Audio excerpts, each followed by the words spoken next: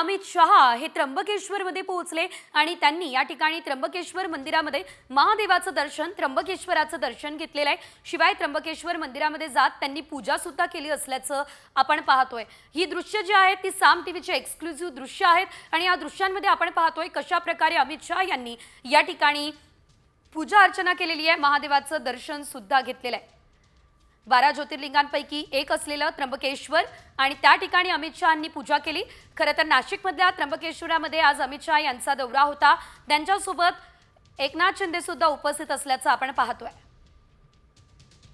अमित शहा हे त्र्यंबकेश्वरमध्ये पोहोचले आणि त्यांनी या ठिकाणी त्र्यंबकेश्वर मंदिरामध्ये महादेवाचं दर्शन, त्र्यंबकेश्वराचं दर्शन घेतलेलं आहे। शिवाय त्र्यंबकेश्वर मंदिरामध्ये जात त्यांनी पूजा सुद्धा केली असल्याचं आपण पाहतोय। ही दृश्य जी आहेत ती साम टीव्हीचे एक्सक्लुझिव्ह दृश्य आहेत आणि या दृश्यांमध्ये आपण पाहतोय कशा प्रकारे अमित शहा यांनी या ठिकाणी पूजा अर्चना केलेली आहे, महादेवाचं दर्शन सुद्धा घेतलेलं आहे।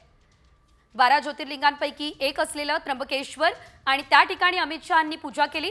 खरं तर नाशिकमधल्या त्र्यंबकेश्वरामध्ये आज अमित शहा यांचा दौरा होता।